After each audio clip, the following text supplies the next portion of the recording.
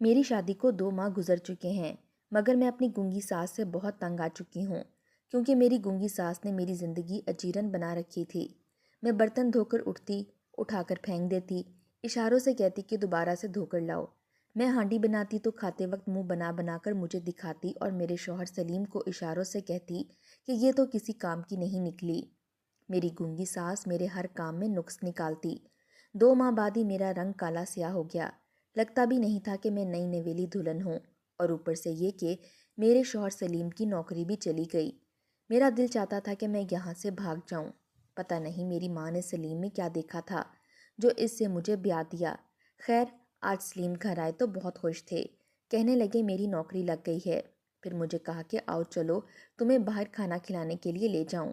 میں بڑی خوش ہوئی۔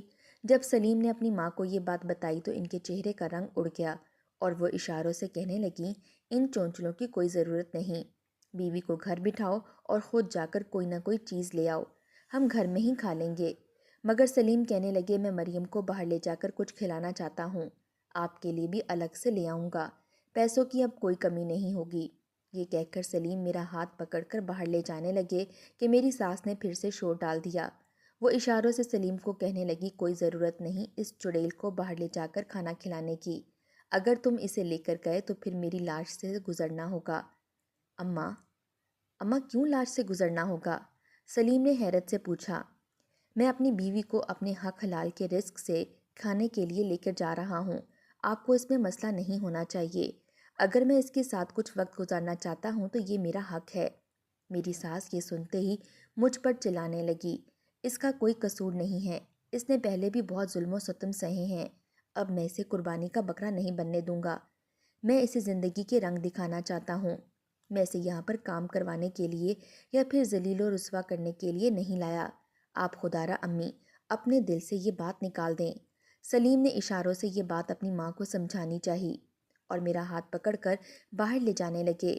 تبھی ساس نے میرا ہاتھ پکڑ کر مجھے اندر کھینچ لیا۔ سلیم بڑے ہی غصے میں گھر سے باہر چلے گئے۔ انہیں بہت برا لگا تھا۔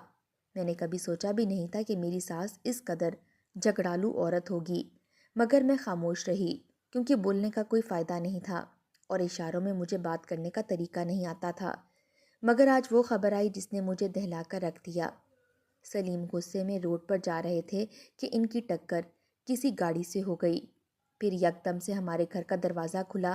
دروازے کے باہر چیخوں کا ایک سمندر تھا جس میں سے مجھے یہ آواز ہی سننے کو ملی کہ سلیم اس دنیا سے چلے گئے ہیں۔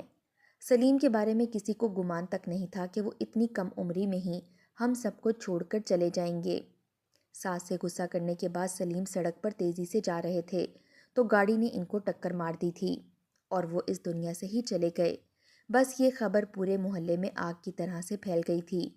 میری ساس برے طریقے سے شور کرتے ہوئے رو رہی تھی، جبکہ میں خود بھی بہت پریشان تھی۔ میرے تو سر سے میرے سرتاج کا سایہ اٹھ چکا تھا۔ میری سوتیلی ماں نے بھی مجھے بوجھ سمجھ کر سر سے اتارا تھا۔ اب تو میں کہیں جا بھی نہیں سکتی تھی۔ انہوں نے شادی کے وقت مجھ سے ایک ہی بات کہی تھی کہ اب تمہاری اس گھر سے لاش ہی اٹھنی چاہیے، میں تمہاری شکل بھی نہیں دیکھنا چاہتی۔ سوتیلی ماں کی اس بات نے میرے دل کے دروازے ہمیشہ کے لیے بند کر دیے تھے۔ باپ تو میرا نشائی تھا، اس سے پہلے بھی میری فکر نہیں تھی، اب میرے پیچھے تو کوئی نہیں تھا، مجھے اپنے سسرال میں ہی نبھانی تھی۔ میں یہی سوچ کر آئی تھی کہ کچھ بھی ہو جائے اپنی ساس اور اپنے شوہر کو ناراض نہیں کروں گی، مگر یہاں تو صاحبان ہی چھین گیا تھا۔ وہ ہاتھ جو میرے سر پر تھا اب اٹھ گیا تھا۔ ظالم دنیا ایک بار پھر مجھے دبوچنے کے لیے کھڑی تھی۔ میرا رو رو کر برا حال تھا۔ ساس نے اشاروں سے سب کو یہی بتایا کہ میں اپنے شوہر کی قاتل ہوں۔ آخری بار جب وہ گھر سے گیا تھا تو میری وجہ سے اس کی لڑائی ہوئی تھی۔ وہ بہت غصے میں تھا، مایوس ہو کر گھر سے نکلا تھا، حالانکہ یہ سب کیا میری ساس کا تھا۔ نہ ہی وہ غصہ کرتی اور نہ ہی یہ حادثہ ہوتا۔ مائیں تو اپنے نوجوان بیٹے کی موت پر افسوس کرتی ہیں، اس کے ایصال ثواب کے لیے دعا کرتی ہیں، مگر میری ساس مزید گڑھے کھود رہی تھی جس میں وہ چاہتی تھی کہ میں ہی گروں۔ خیر یہ افسوس ختم ہو گیا۔ 3-4 دن گزرے تو میری ساس کی نظریں مجھ پر پڑنے لگیں۔ وہ روز چیخ چیخ کر میرا برا حال کر دیتی، ہاتھ کے اشاروں سے کہتی کہ اب تم یہاں کیا کر رہی ہو، نکل جاؤ میرے گھر سے، پہلے تم اپنی سگی ماں کو کھا گئی اور اب میرے بیٹے کو کھا کر بھی تمہیں سکون نہیں آیا۔ منحوس، میں تمہیں اس گھر میں ایک دن نہیں رہنے دوں گی۔ ساس کا غصہ دیکھ کر میرا دل کانپ اٹھا تھا۔ وہ مغرب کا وقت تھا، میں کہاں جاتی؟ اکیلی بے سہارا عورت رات کے وقت کہاں جا سکتی ہے، جبکہ اس کا کوئی میکا بھی نہ ہو اور سسرال والے گھر پر رکھنے کو بھی تیار نہ ہوں۔ میں ساس کو اشاروں میں کہنے لگی کہ آپ مجھے ایک رات کا وقت دے دیں، میں صبح ہوتے ہی یہاں سے چلی جاؤں گی، مگر ان پر میری کسی بات کا اثر نہ ہوا۔ بس وہ ایک ہی اشارہ کر رہی تھی کہ اسی وقت میرے گھر سے نکل جاؤ ورنہ میں تجھے مار دوں گی۔ تو منحوس ہے، میرے بیٹے کو کھا گئی، میں کیسے تجھے رکھ لوں؟ میری ساس کی آنکھیں غصے میں لال ہو گئی تھیں۔ میں روتی ہوئی اپنے کمرے میں چلی گئی اور اپنا سامان باندھنے لگی۔ میں نے سوچا کہ صبح ہوتے ہی اس گھر سے چلی جاؤں گی۔ شاید یہ میری غلط فہمی تھی۔ رات کا کھانا پکنے سے ذرا پہلے میری ساس پھر میرے کمرے میں آئی اور پھر چیخنے لگی، اشاروں میں کہنے لگی، تو ابھی گئی نہیں یہاں سے؟ میں نے تجھے کہا تھا نا کہ نکل جا۔ میں اس وقت کہاں جاؤں گی اماں جی، میں نے روتے ہوئے کہا، مگر انہیں تو میری کوئی بات سمجھ ہی نہیں آ رہی تھی۔ اشاروں سے کہنے لگی، میں کیا جانوں کہاں جائے گی، جہاں سے آئی تھی وہیں جا، اس سے پہلے کہ میں تیرا سامان اٹھا کر پھینکوں، خود یہاں سے چلی جا۔ ساس نے غصے میں ہاتھ کے اشاروں سے کہا تو میں سمجھی کہ وہ ایسا نہیں کرے گی، صرف دھمکی دے رہی ہیں، مگر یہ بھی میری خوش فہمی نکلی تھی۔ اگلے ہی لمحے انہوں نے میرا سامان نکال کر گلی میں پھینک دیا۔ میرے پاس ایک چھوٹا سا بکسا ہی تھا جس میں میری ضرورت کی چیزیں تھیں۔ زیور تو وہ پہلے ہی مجھ سے لے چکی تھیں، کیونکہ ان کا بیٹا جو مر گیا تھا اور میری بیوی کا ان پر کوئی خیال نہیں تھا۔ رات 9 بجے میں اپنے گھر سے نکل کر باہر گلی میں بیٹھ گئی۔ یہاں پر ہر آنے جانے والا مجھے گھور رہا تھا۔ میں نے سوچا میں تھوڑا آگے جا کر بیٹھ جاتی ہوں۔ اب تقریباً رات کے 10 بجے تھے۔ اسٹریٹ لائٹ کی ہلکی پیلی مدھم روشنی میں آگے چلی جا رہی تھی۔ تھوڑی ہی دور جا کر دیکھا تو ایک آدمی کھڑا تھا جو مجھے بری طرح سے گھور رہا تھا۔ میں اسے دیکھ کر سمجھی کہ شاید یہ مجھے نہیں دیکھ رہا، بس میرا وہم ہے، مگر چند لمحے میں وہاں جب کھڑی رہی تو اس نے سر سے پاؤں تک مجھے گھورنا شروع کر دیا۔ یہ دیکھ کر مجھے بہت ہی عجیب سا لگا۔ میں وہاں سے گلی مڑی اور اگلی گلی میں آ گئی۔ یہ قدرے کھلی گلی تھی جہاں سے مین روڈ کو راستہ جاتا تھا، مگر وہاں بھی وہ آدمی میرے پیچھے پیچھے آ گیا تھا۔ اگرچہ وہ ایک ٹانگ سے لنگڑا تھا، مگر پھر بھی اس کی ہوس ایسی تھی کہ وہ میرا پیچھا کرتے کرتے دوسری گلی میں آ گیا۔ میرا دل بہت گھبرا رہا تھا اور پھر اچانک مجھے دھچکا سا لگا جب وہ بالکل صحیح دوڑتا ہوا میرے قریب آ گیا۔ دراصل وہ لنگڑا نہیں تھا، وہ مجھے دھوکہ دینے کے لیے لنگڑا کر چل رہا تھا۔ جب اس نے اپنی تیز رفتار کی تو میرا دل کسی سوکھے پتے کی طرح سے کانپنے لگا۔ میں اس کے آگے آگے بھاگنے لگی، یہاں تک کہ میں ایک بڑے کھلے گھر کے دروازے سے اندر داخل ہو گئی۔ دروازے کے باہر ایک چوکیدار تھا۔ یہ ایک بہت بڑا گھر تھا۔ میں نے اس کے اندر داخل ہوتے ہی دیکھا ہر طرف روشنیاں جل رہی تھیں۔ میرے دل کو امید ملی کہ میں کسی اچھی جگہ پر آ گئی ہوں۔ مین روڈ سے بھی کافی راستہ آگے جا کر یہ گھر آتا تھا۔ وہ آدمی وہاں سے اندر داخل نہیں ہو سکتا تھا چونکہ دروازے پر چوکیدار کھڑا تھا۔ چوکیدار نے مجھے عجیب نظروں سے اندر آتے ہوئے دیکھا، مگر اس نے مجھے منع نہیں کیا۔ دروازہ بھی تھوڑا سا کھلا ہوا تھا۔ میں دروازے سے یوں اندر آئی جیسے کوئی بلی کسی تنگ سی جگہ سے گزرتی ہے۔ میں فوراً اس گھر میں داخل ہوئی اور اس چوکیدار کی منت کرنے لگی کہ خدا کے لیے مجھے بچا لو، میرے پیچھے گنڈا لگا ہوا ہے، وہ سامنے کمرے میں چلی جاؤ۔ چوکیدار نے کہا۔ میں حیران ہو گئی، اس نے مجھے بالکل بھی روکا نہیں تھا۔ سامنے کمرے میں گئی تو وہاں ایک عورت کرسی اور میز کے ساتھ بیٹھی تھی۔ میں اسے دیکھ کر حیران رہ گئی، اس نے مجھ پر بالکل بھی غصہ نہیں کیا۔ کہنے لگی، بیٹھ جاؤ۔ میں سامنے کرسی پر بیٹھ گئی۔ وہ عورت مجھ سے میرے گھر کے حالات پوچھنے لگی۔ رات کے اس پہر بھی وہ بہت تر و تازہ لگ رہی تھی۔ کیا بات ہے، تم بہت پریشان لگتی ہو۔ میں نے اسے اپنی ساری کہانی سنا دی۔ پھر وہ بولی کہ یہ دارالامان ہے، یہاں سب ایسی عورتیں ہی آتی ہیں، یہاں عورتوں کو حفاظت ملتی ہے۔ اگر تم کسی ایسے گھرانے سے آئی ہو تو فکر مت کرو، میں تمہاری حفاظت کی ذمہ دار ہوں۔ میں یہ ادارہ گورنمنٹ کے تحت چلا رہی ہوں۔ ہمیں امداد کرنے والے بہت سارے لوگ ہیں اور ایسی تنظیمیں بھی ہیں جو عورتوں کے حقوق کی حفاظت کرتی ہیں۔ تم یہاں رہو، تمہیں کسی قسم کا کوئی ڈر نہیں ہوگا۔ اگر اپنا شناختی کارڈ ہے تو وہ جمع کرا دو۔ میں نے اسے اپنے چھوٹے بکسے سے شناختی کارڈ نکال کر دے دیا اور کہا کہ میں یہاں رہنا چاہتی ہوں۔ اس عورت نے مجھے اوپر والے کمرے میں جانے کا کہا اور پھر ایک چھوٹی لڑکی کو میرے ساتھ بھیج دیا جو مجھے اوپر والی منزل پر لے کر گئی۔ میں وہاں پہنچی تو میں یہ دیکھ کر حیران ہوئی تھی کہ وہاں میری جیسی کئی عورتیں تھیں۔ ان سب کے چہروں پر دکھ کی کہانی لکھی تھی، اور وہ سب مجھے دیکھ کر حیران نہیں ہوئی تھیں، کیونکہ یہاں آئے روز کوئی نہ کوئی عورت کا اضافہ ہوتا رہتا تھا۔ میں سامنے کرسی پر بیٹھ گئی۔ سب عورتیں میرے قریب جمع ہو گئیں، مجھ سے میری کہانی پوچھنے لگیں۔ میں نے انہیں بتایا کہ مجھے شوہر کی موت کے بعد میری گنگی ساس نے گھر سے نکال دیا تھا۔ وہ افسوس کرنے لگیں اور بولیں، یہاں ہم سب مل کر رہیں گے۔ میں بھی خوش ہو گئی کہ چلو مجھے ایک پناہ گاہ تو مل گئی، جہاں میں اپنی باقی کی زندگی اور دن آرام سے سکون سے گزار سکتی ہوں۔ مگر یہ میری خوش فہمی ہی تھی۔ میں نے اس رات ایک عجیب سا منظر دیکھا۔ جب سب عورتیں سو گئیں، رات کے تقریباً 12 بجے تھے۔ مجھے دیر سے سونے کی عادت تھی۔ تبھی مجھے دارالامان کے دوسرے فلور پر، جہاں ہم موجود تھے، ایک عجیب ہلچل سی محسوس ہوئی۔ میں نے دیکھا کسی کے قدم ہمارے کمرے کی طرف بڑھ رہے تھے۔ سب کو تو جیسے سانپ ہی سونگھ گیا۔ سب عورتیں خاموشی سے بیٹھی ہوئی تھیں، کچھ لیٹی ہوئی تھیں اور باقی سو رہی تھیں۔ کسی آدمی کے بھاری قدم ایک کمرے کی طرف بڑھ رہے تھے۔ پھر کمرے کا دروازہ کھلا، اندر سے کسی عورت کی چیخ سنائی دی اور وہ دروازہ بند ہو گیا۔ یہ منظر میرا دل دہلانے کو کافی تھا۔ میں سمجھی کہ شاید کوئی حادثہ ہو گیا ہے، ابھی تھوڑی دیر میں چوکیدار وغیرہ آ جائے گا، مگر ایسا کچھ نہ ہوا۔ وقفے وقفے سے اس لڑکی کی چیخیں میرے کانوں تک پڑتی رہیں، میرا سکون حرام کرتی رہیں، مگر وہ سلسلہ رکا نہیں۔ کافی دیر تک جاگتی رہی اور پھر نہ جانے مجھے کب نیند آ گئی۔ صبح میری آنکھ کھلی تو یہ سب عورتیں کسی نہ کسی کام میں مصروف تھیں۔ میں نے ان سے رات والے واقعے کے بارے میں پوچھا تو کوئی بھی مجھے بتانے کو تیار نہیں تھی۔ تبھی ایک کمزور سی لڑکی جو کونے میں بیٹھی تھی، اس کے پاس ایک چھوٹا بچہ تھا، وہ مجھے اپنی طرف بلانے لگی۔ اسے دیکھ کر میں حیران تھی کہ یہ مجھ سے کیوں بات کرنا چاہتی ہے۔ کافی دیر سے لگتا تھا کہ وہ مجھے کچھ بتانا چاہ رہی ہو۔ میں اس کے قریب آ گئی تو پہلے اس نے اپنی دکھ بھری داستان سنائی۔ بتایا کہ جب میں اس دارالامان میں آئی، میں سمجھی کہ یہ میرے لیے ایک محفوظ ٹھکانہ ہوگا۔ ایک رات وارڈن نے مجھے بتایا کہ آج تم الگ کمرے میں سو جانا، کیونکہ تمہارا کمرہ الگ کر دیا ہے، باقی عورتیں تمہاری شکایت کرتی ہیں۔ اور میں اس رات الگ کمرے میں سو گئی۔ رات کا نہ جانے کون سا پہر تھا کہ میرے کمرے کا دروازہ بجنے لگا۔ دروازے پر کنڈی تو نہیں تھی۔ جیسے ہی میں نے کمرے کی روشنی آن کی، دیکھا تو سامنے ایک خباثت بھری مسکراہٹ میں ایک آدمی کھڑا۔ میرا دل جلا رہا تھا۔ اسے دیکھ کر میں حیران رہ گئی، کیونکہ یہ عورتوں کا دارالامان تھا، یہاں تو کوئی مرد نہیں آ سکتا تھا۔ آپ کون ہیں؟ میں نے حیرت سے پوچھا۔ میں وہی ہوں جس کے ساتھ تمہارا آج رات کا سودا کیا گیا ہے۔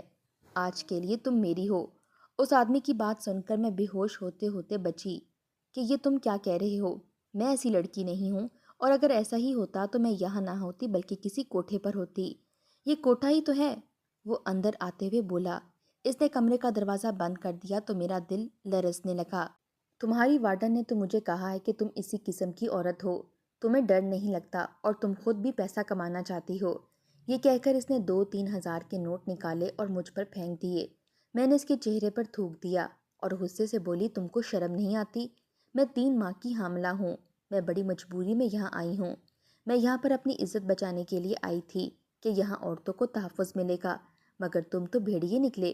اور یہ عورت جو میرا سودا کر رہی ہے، یہ کتنی خراب ہے اور کتنی بدبخت عورت ہے جس نے ایک ماں کا سودا کیا ہے۔